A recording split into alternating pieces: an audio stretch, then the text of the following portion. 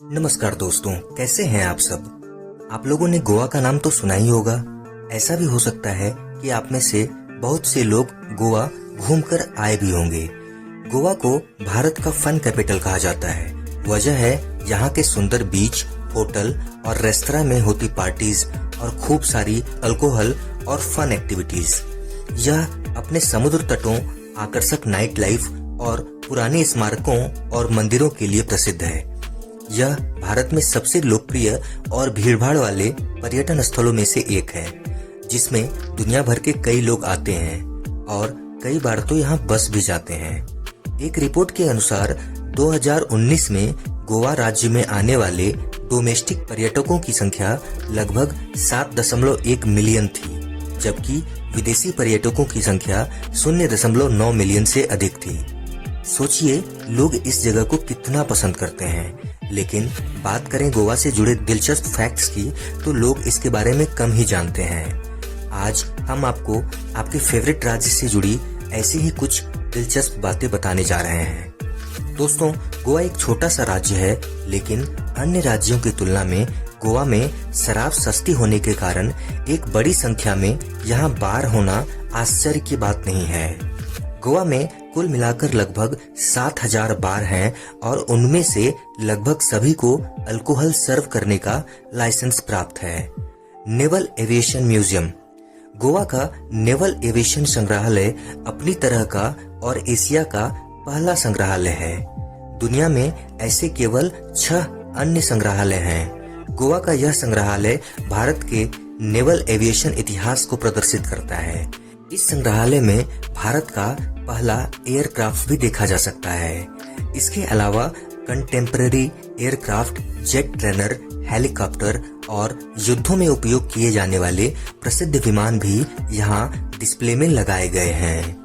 क्या आप जानते हैं कि गोवा में भारत का पहला प्रिंटिंग प्रेस और मेडिकल स्कूल है।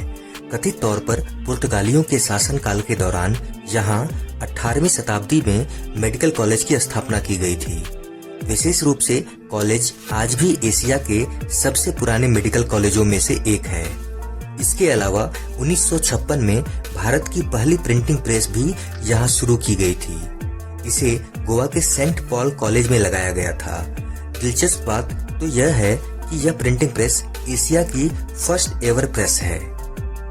सेंट जेवियर की नॉन डिकम्पोजिंग बॉडी भारत के पार्टी कैपिटल में एक और चीज ऐसी है जिसे जानकर आपको आश्चर्य होगा। गोयंचो साहिब, गोवा के भगवान का अविनाशी शरीर, जिसे सेंट फ्रांसिस जेवियर भी कहा जाता है, यह ओल्ड पुर्तगाली सेंटर में आज भी प्रदर्शन के लिए रखा गया है। कहा जाता है कि इसे 16वीं शताब्दी में लाइम्स लेक में रखकर गोवा पहुंचाया गया था और आश्चर्य की बात यह थी कि उनका शरीर नॉन डिकम्पोजिंग रहा।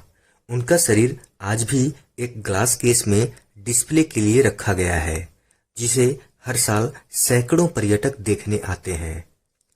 दूधसागर वाटरफॉल 310 मीटर यानी कि लगभग 1017 फीट की ऊंचाई और 30 मीटर की औसत चौड़ाई के साथ भारत के सबसे ऊंचे झरनों में से एक है। यह वेस्टर्न घाट में भगवान महावीर अभयारण्य और मोलेम राष्ट्रीय उद्यान में स्थित है। कहा जाता है कि इसका नाम एक राजकुमारी के बाद पड़ा, जो यहाँ अक्सर स्नान किया करती थी। एक दिन इसी तरह स्नान करते हुए उन्हें कुछ राहगुजर देखने लगे।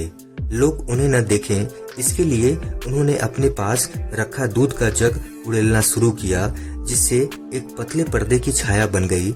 इसी किंवदंती पर इसका नाम दूधसागर यानी दूधसागर फॉल पड़ा। दोस्तों, अगर आप कभी गोवा जाएं तो दूधसागर वाटरफॉल जरूर देखें। गोवा का 1/3 हिस्सा जंगल है। यहाँ पार्टी करने वाले लोगों को कितना अच्छा लगता होगा अपने आसपास ढेरों बीच और बार्स देखकर। लेकिन क्या आप जानते हैं कि गोवा का 1/3 हिस्सा तो सिर्फ जंगल ही है। भारतीय वन सर्वेक्षण देहरादून द्वारा जारी India state of forest report 2019 के अनुसार गोवा का वन क्षेत्र 2237 वर्ग किलोमीटर है, जिसमें से 1225 वर्ग किलोमीटर वन क्षेत्र के रूप में दर्ज किया गया है। यही कारण है कि यह अद्भुत फ्लोरा और फौना के लिए प्रसिद्ध है। यहाँ लगभग 400 से ज्यादा पक्षियों की प्रजातियां पाई जाती हैं। वहीं इन जंगलों में 40 से अधिक प्रकार के जानवर और रेप्टाइल्स पाए जाते हैं। 2020 के आंकड़ों के अनुसार गोवा की प्रति व्यक्ति आय देश में सबसे ज्यादा है। छोटे से राज्य होने के बावजूद पर्यटन, फिल्मों की शूटिंग जैसे उद्योग राज्य में काफी विकसित हैं। दोस्तों, यहाँ की प्रति व्यक्ति आय 4,35,959 रुपए सालाना है, जो पूरे भारत में सबसे ज्यादा है। गोवा में क्रिसमस और न्यू ईयर की ही शानदार पार्टियां नहीं होती। इस छोटे से राज्य के लोग उत्सवों में लगभग पूरे साल डूबे रहते हैं। गोवा में 2 स्वतंत्रता दिवस भी मनाया जाता है। 15 अगस्त के अलावा 17 दिसंबर को भी गोवा की स्वतंत्रता का जश्न मनाया जाता है। इस राज्य में मछलियों की बनी डिश और कोंकणी खाना दुनिया भर में मशहूर है। गोवा में 450 साल पुर्तगालियों का शासन रहा और आज भी उसका असर राज्य के हर हिस्से में दिखता है। यहाँ के पुराने चर्च और इमारतें पुर्तगाली वास्तुशिल्प का उदाहरण हैं। वहीं समुद्र किनारे और गलियों में फुटबॉल खेलते बच्चे आपको दिख जाएंगे। फुटबॉल गोवा में क्रिकेट की तरह ही लोकप्रिय है। दोस्तों, दरअसल सन 1947 में भारत के आजाद होने के बाद भी गोवा भारत का हिस्सा नहीं था। इसे पुर्तगालियों ने अपने कब्जे में ले रखा था। पुर्तगालियों ने सन 1510 से 1961 तक यानी 451 सालों तक गोवा पर राज किया था।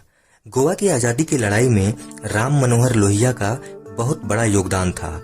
इसके लिए उन्हें जेल भी जाना पड़ा था और उन पर 5 साल के लिए गोवा आने से प्रतिबंध लगा दिया गया था। 19 दिसंबर सन 1961 में भारतीय सशस्त्र सेना द्वारा ऑपरेशन चलाया गया, जिसे गोवा मुक्ति संग्राम या गोवा मुक्ति आंदोलन भी कहा जाता है। इसे ऑपरेशन विजय का नाम दिया गया था। इस सैनिक कार्यवाही में थल सेना, जल सेना और वायु सेना तीनों ने भाग लिया था। इस जबरदस्त कार्यवाही का परिणाम यह हुआ कि मात्र 36 घंटे के अंदर पुर्तगाल के गवर्नर जनरल वसालो ई सिल्वा ने उस समय के भारतीय सेना प्रमुख पीएन थापर के सामने समर्पण कर दिया। पुर्तगालियों से आजाद होने के बाद सन 1987 में गोवा को भारत का राज्य घोषित कर दिया गया। दोस्तों, क्या आप जानते हैं 1961 से पहले पैदा होने वाले व्यक्ति के पास दोहरी नागरिकता होती थी और वे पुर्तगाल और भारत दोनों के नागरिक हुआ करते थे। दोस्तों, अगर आपको यह वीडियो अच्छी लगी हो तो लाइक करें, कमेंट करें, शेयर करें और सब्सक्राइब बटन को दबाकर बेल आइकन को प्रेस करके ऑल का ऑप्शन जरूर सेलेक्ट कर दें, जिससे आने वाली वीडियोस आपको समय पर मिल सकें।